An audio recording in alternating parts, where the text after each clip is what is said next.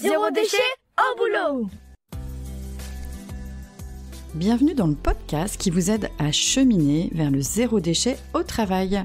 Vous allez y retrouver des idées à mettre en place, des interviews de personnes inspirantes, bref, du bon pour faire bouger les lignes. Bonne nouvelle, pour aller plus loin, retrouvez le livre Zéro déchet au boulot, dont le lien est en descriptif de ce podcast. Allez, place au sujet du jour. Bonjour à tous. Aujourd'hui, nous allons parler d'une initiative concrète et joyeuse qui fait du bien. J'ai nommé le ramassage de déchets. Vous êtes curieux de découvrir pourquoi réaliser un ramassage de déchets avec vos collègues ? Alors je dirais par exemple pour favoriser la préservation de la nature, éviter la pollution, la base. Pour donner du sens, je dirais un seul mégot peut polluer jusqu'à 500 litres d'eau. Un sachet plastique laissé dans la nature mettrait plusieurs centaines d'années à disparaître.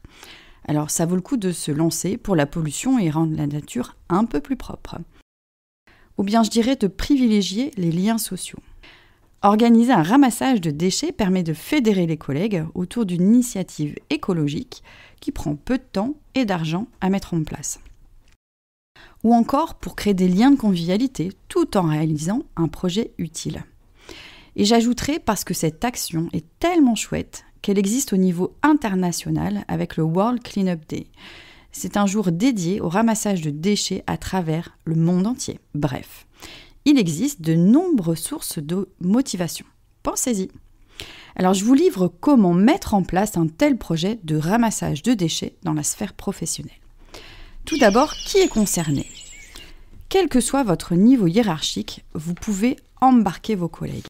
Partenaires, mais aussi d'autres parties prenantes dans votre structure professionnelle, par exemple vos bénéficiaires pour une association, collaborateurs pour une collectivité ou une école, ou même vos clients, vos fournisseurs pour une entreprise.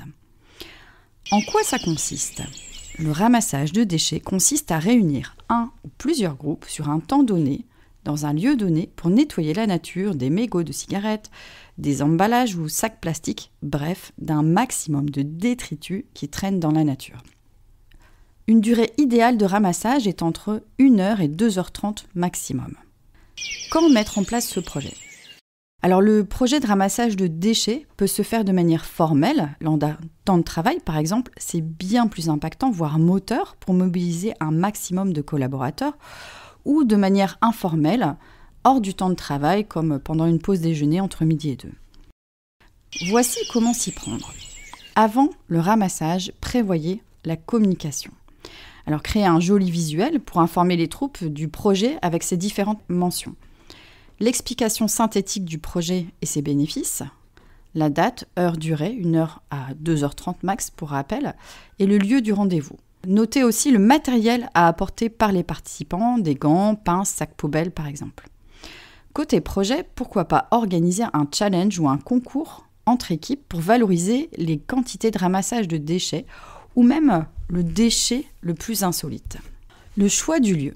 Trouvez un lieu qui fait sens pour les collaborateurs. Les abords du lieu de travail ou par exemple de l'école.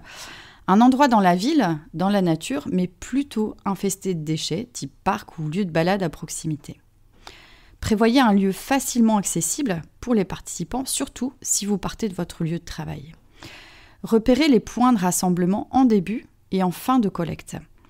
Préparez si besoin un ou plusieurs itinéraires si vous êtes nombreux. Côté matériel, prévoyez quelques paires de gants pour ceux qui auraient oublié les leurs. Idéalement, privilégiez le don ou la récup.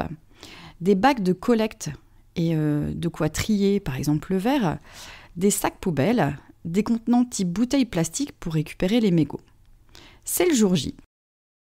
Le rendez-vous est pris, les collections sur place, motivées comme jamais.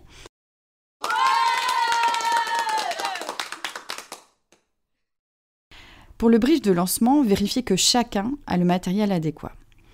Répartissez les équipes par itinéraire, si vous êtes nombreux. Informez les groupes sur les déchets à ramasser, par exemple de privilégier les mégots, les déchets plastiques. Faites de la prévention sur le fait d'éviter de ramasser des déchets dangereux comme des seringues par exemple. Donnez le point de rassemblement à la fin. Et après, le ramassage de déchets est effectué, il a été fructueux. Pensez à faire un bilan. Alors je vous propose par exemple un reportage ou une petite vidéo pour partager aux équipes qui se sont mobilisées. Ça permettra peut-être de motiver d'autres collaborateurs à l'avenir. Pensez aussi à immortaliser la collecte avec une jolie photo avec les participants. C'est sympa aussi d'évaluer le travail réalisé avec par exemple le nombre de mégots. Alors pour repère, une bouteille d'1,5 litre contient autour de 900 mégots. Ou même de prendre un peson pour quantifier le poids des déchets collectés dans la nature. Dernière étape, répartissez les déchets par type en vue de les déposer dans des conteneurs adaptés au tri. Organisez le dépôt en point d'apport volontaire, comme par exemple pour le verre, voire même en déchetterie. Si vous avez envie d'aller plus loin, vous pouvez challenger les collaborateurs en individuel ou en équipe en récompensant le groupe qui aura ramassé le plus gros poids de déchets. Alors restez aligné avec la démarche de diminution des déchets en offrant par exemple des cadeaux expériences comme des places de cinéma ou des billets pour les bonnes expos du moment. Autre piste, donnez envie à d'autres d'organiser un ramassage de déchets en communiquant sur votre expérience, en interviewant les collaborateurs, en informant, voire en invitant sur vos réseaux, clients, partenaires, fournisseurs, familles de collaborateurs. Plus on est de fous. Et pourquoi pas ritualiser ce moment une fois par quinzaine, une fois par mois. Savez-vous que ce bol d'air allie santé et écologie? Cette démarche fait donc du bien autant au corps qu'à l'esprit. Et je vous garantis que la bonne humeur et prise de conscience seront au rendez-vous. Au plaisir! Vous avez écouté cet épisode jusqu'à la fin, merci pour votre écoute. Sachez que ce podcast se décline aussi en un livre guide pratique. Vous pouvez retrouver toutes les infos du livre Zéro déchet au boulot dans le descriptif de ce podcast. N'oubliez pas, pour soutenir ce podcast, merci de commenter, voire de partager sur votre plateforme musicale préférée. Vos retours, c'est bon pour le moral des troupes. Rendez-vous tous les 15 jours pour un nouvel épisode. Et si vous souhaitez être informé en primeur, vous pouvez vous inscrire sur la newsletter. N'oubliez pas, le zéro déchet est un chemin qui se construit pas à pas. Au plaisir!